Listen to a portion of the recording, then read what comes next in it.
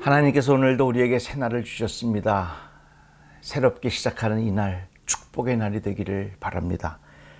오늘 우리에게 주신 하나님의 말씀은 느헤미야 1장 4절의 말씀입니다.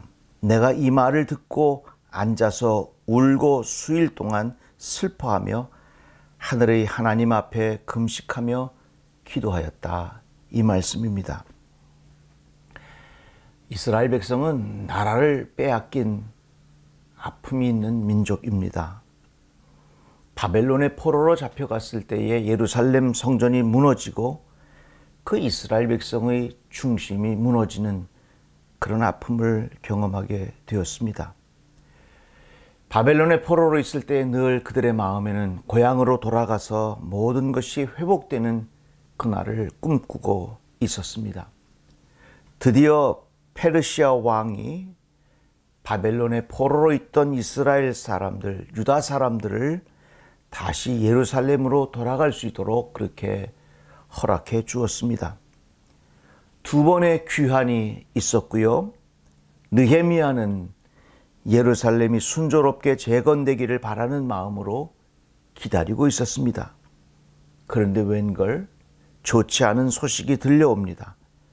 주변국으로부터 어려움을 당하고 예루살렘을 재건하는 데 많은 어려움을 겪게 되었습니다. 본문 말씀은 내가 이 말을 듣고 이렇게 시작을 합니다. 무슨 말을 들었을까요? 3절에 나옵니다.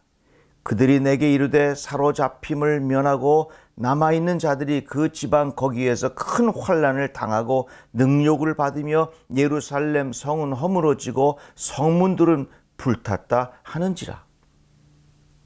먼저 돌아간 그 사람들이 예루살렘을 재건하는 것이 아니라 오히려 많은 어려움을 당하고 있다고 하는 그런 이야기를 들었다는 것입니다.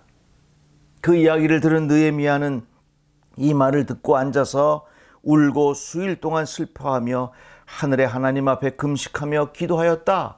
이렇게 오늘 본문은 말씀하고 있습니다. 느헤미야는 민족이 겪고 있는 아픔을 가볍게 여기지 않았습니다. 이스라엘 백성이 겪고 있는 아픔을 마음 깊이 공감했다고 하는 이야기 있지요.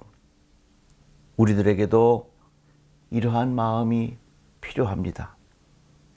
공동체의 아픔을 나의 아픔으로 여기는 그러한 마음의 자세, 함께 아파하고 함께 기뻐하고 함께 울고 함께 웃는 그러한 마음이 우리에게 필요합니다.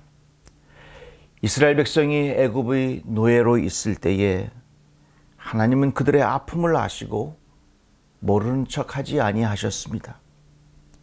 우리가 죄로 인하여 죽어가는 우리의 현실을 하나님은 모르는 척하지 아니하셨습니다. 그래서 이 땅에 우리 주 예수 그리스도를 보내주셨습니다. 역시 예수님도 주변에 아파하는 자들의 아픔을 그냥 지나치지 아니하셨습니다. 지금 우리가 사는 이 사회는 철저히 개인주의화 되어가고 있습니다. 나만 괜찮으면 옆에 사람이 죽어가도 신경을 쓰지 않습니다. 그런데 나만 괜찮다고 내가 잘 사는 그런 사회가 아닙니다. 한 예로 전염병을 보십시오. 나만 관리를 잘한다고 해서 내가 안 걸리는 것이 아닙니다. 주변의 사람들이 병에 걸리지 않아야 나도 건강을 유지할 수 있습니다.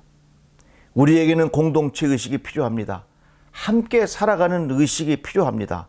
서로가 서로를 향하여 불쌍히 여기는, 긍휼히 여기는 마음의 태도가 우리에게 필요합니다. 지금 우리는 코로나19를 겪으면서 비대면을 강조합니다. 점점 거리 두기를 강조합니다. 그러다 보니 점점 멀어져서 나 혼자 살아가는 시대가 되어가고 있고, 인공지능은 알아서 척척 문제를 해결해 줍니다. 그러나 우리에게는 아무리 이렇게 세월이 변해도 서로가 서로를 향하여 불쌍히 여기는 마음의 태도가 반드시 필요합니다. 느헤미야는 자기 혼자 얼마든지 누리며 살아갈 수 있었습니다. 그러나 느헤미야의 마음속에는 공동체 의식이 있었고, 민족을 생각하는 마음이 있었고, 나라를 생각하는 마음이 있었고, 이웃을 향한 불쌍히 여기는 그러한 마음이 있었습니다. 이것이 하나님의 마음이요, 이것이 예수의 마음이요, 우리들은 이러한 마음을 본받아야 할 것입니다.